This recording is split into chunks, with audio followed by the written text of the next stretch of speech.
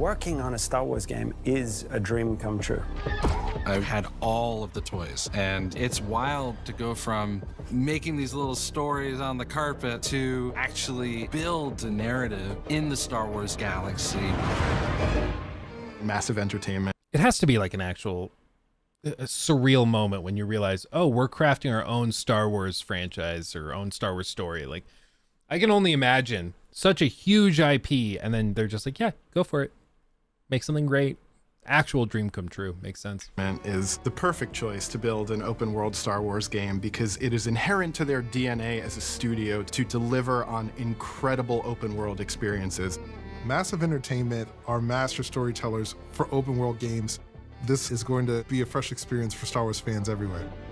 Immediately, I had that in my head, all the possibilities of where do we want to go, what can we bring to Star Wars that has not been seen before.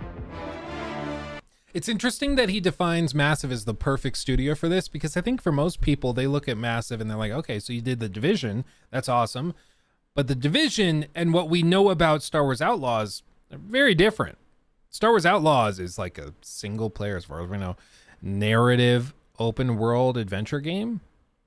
And with The Division, you're talking about like an online sort of faux MMO shooter, like pretty different games. And to be clear, like The Division, most people swear by it who play it a lot, love it dearly. My best friend from high school that still hang out with all the time, Caleb, he has like over 1,000 hours, I think, in The Division 1 and then The Division 2's played a ton of it. So I'm sure they're very, very capable. And they also have been assigned Avatar Frontiers of Pandora. But it's just surprising that like out of seemingly nowhere, they go from The Division to being tasked with two huge IP. And it's just surprising to me because you think that they'd hand it to somebody, some other team. But then again, I mean, Ubisoft has pretty much every other employee in the company working on Assassin's Creed stuff. So I guess that makes sense.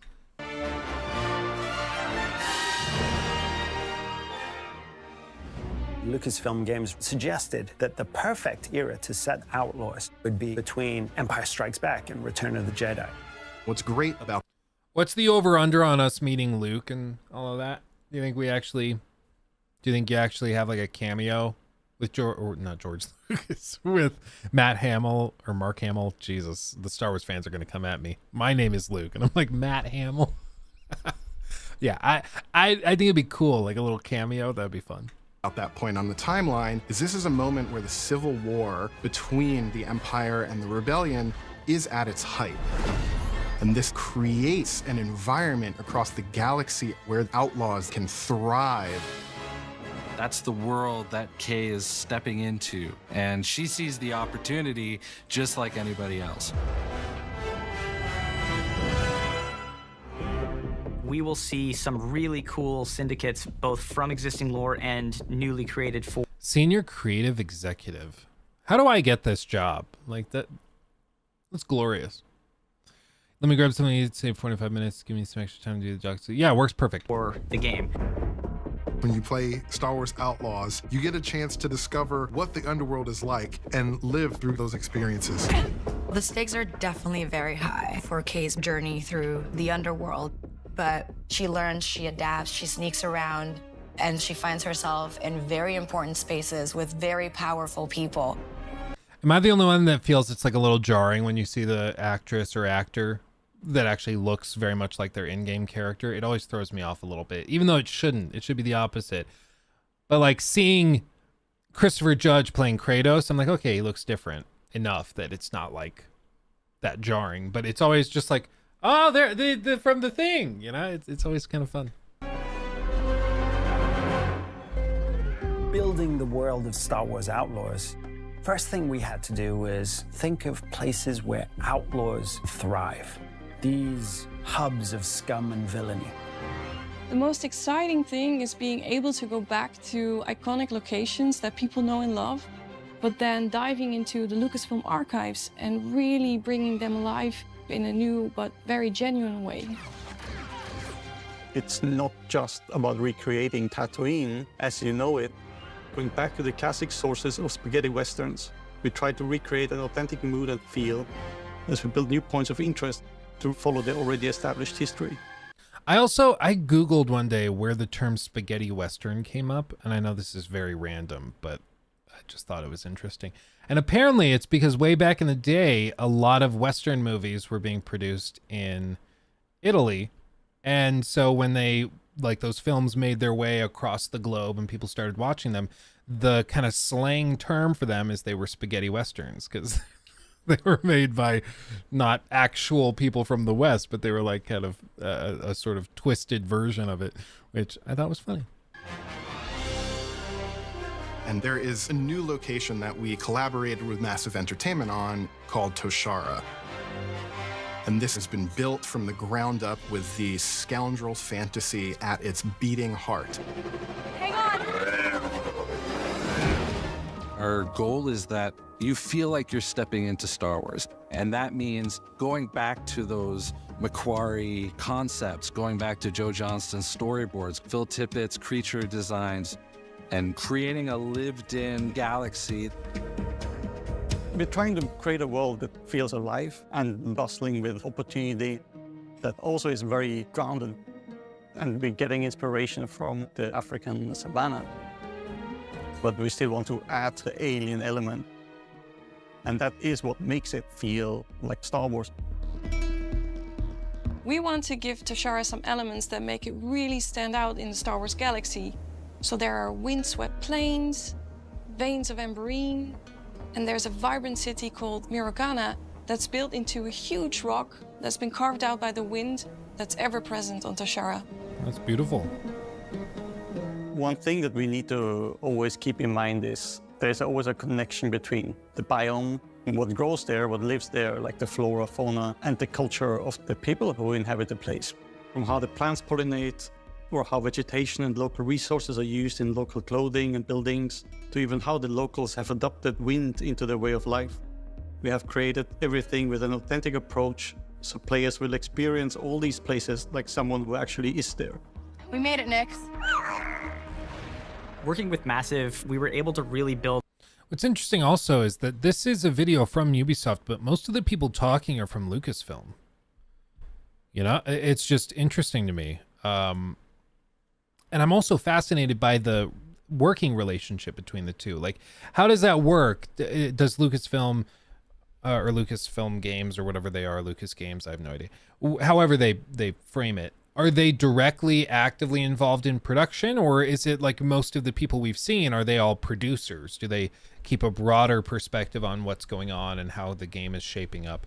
I'd be really interested in just like being a fly on the wall and figuring out how this actually works. It's really fascinating to me, like that they don't just give the IP over entirely. They're like, okay, we're going to supervise. We're going to make sure everything is to our liking, and we're going to approve everything that happens. And even then, like, how does this guy get into that position? How does he work his way up within LucasArts or Lucasfilm Game, whatever it is, to the point where they trust him to make sure that the IP is treated correctly? It's just fascinating to me. Build out an authentic Star Wars world where you can travel, explore, and discover in a way that we really haven't been able to experience in modern Star Wars gaming. The high-stakes scoundrel lifestyle and the open world promise allowed us to create a game within Star Wars that had never been done before. Not just exploring cities, but also getting onto your speeder and race across stunning wilderness. Then jump into your ship, the Trailblazer, and go on an incredible adventure. We've only scratched the surface of what Star Wars Outlaws has to offer. There is so much more that you will get to embody and use and play when you become K-Vest. Players are gonna love Star Wars Outlaws. It's gonna be exciting. It's very adventurous, and that's what makes it Star Wars. So I'm very excited to share that. So, where do we go next? Anywhere we want. I think it looks good. I think so far what we've seen looks really good.